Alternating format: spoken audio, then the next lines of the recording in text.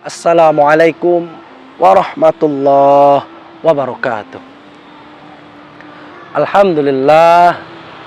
Alhamdulillahilladzi anzala sakinata fi qulubil mu'minin liyazdadu imana.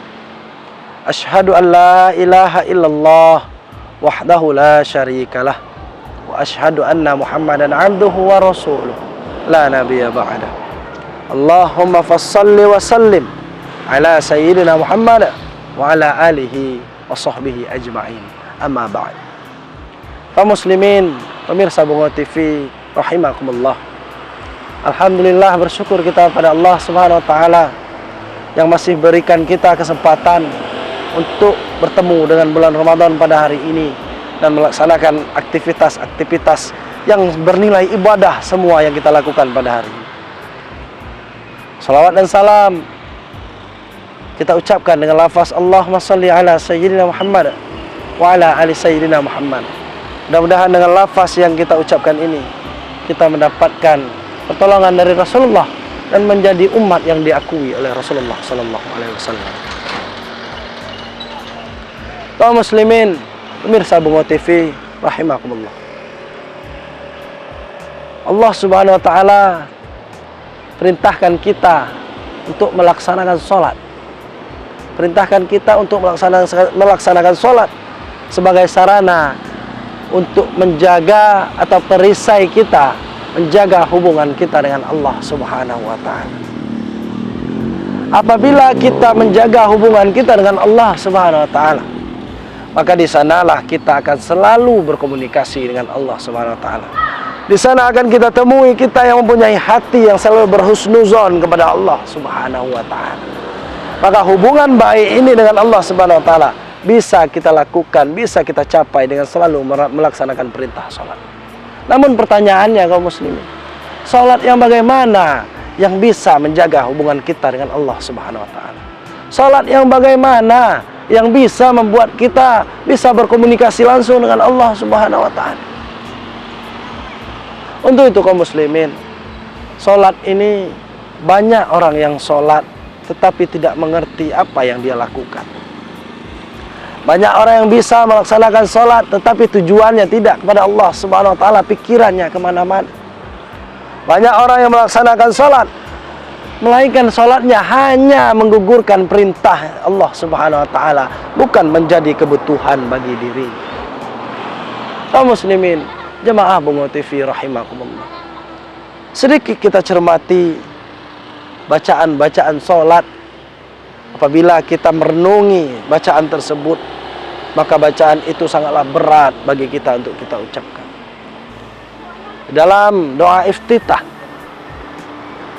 kita setelah bertakbiratul ihram Allahu Akbar, kemudian kita bersumpah terhadap diri kita dan kepada Allah Subhanahu wa ta'ala. Kabira walhamdulillahi katsira. Maha besar Allah dan segala pujian yang banyak bagi Allah Subhanahu wa ta'ala. Subhanallahi bukratan wa asila. Inni wajjahtu wajhiya lilladzi fataras samawati wal ardh. Sesungguhnya aku menghadapkan wajahku kepada Allah, penguasa langit dan bumi.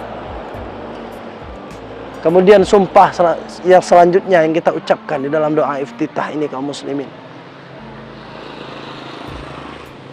adalah inna sholati wa nusuki wa mahyaya wa mamati lillahi rabbil alamin. Sesungguhnya sholatku, badahku, wa mahyaya, hidupku, wa mamati, matiku hanyalah untuk Allah Subhanahu wa ta'ala.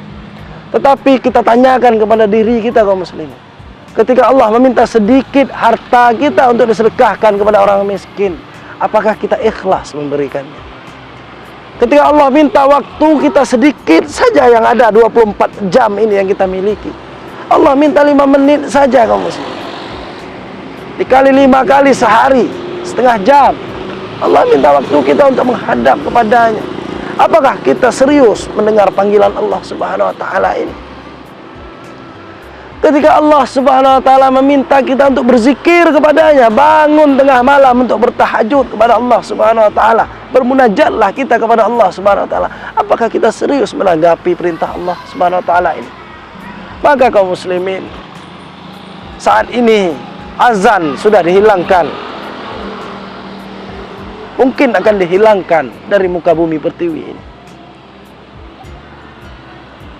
Selanjutnya mungkin masjid juga sudah tidak ada di muka bumi ini. Kaum muslimin, jamaah Bungo TV rahimahumullah. Oleh sebab itu, mari kita jadikan sholat ini memang sarana bagi kita untuk meminta kepada Allah Subhanahu wa taala, sarana bagi kita untuk menjaga hubungan dengan Allah Subhanahu wa taala.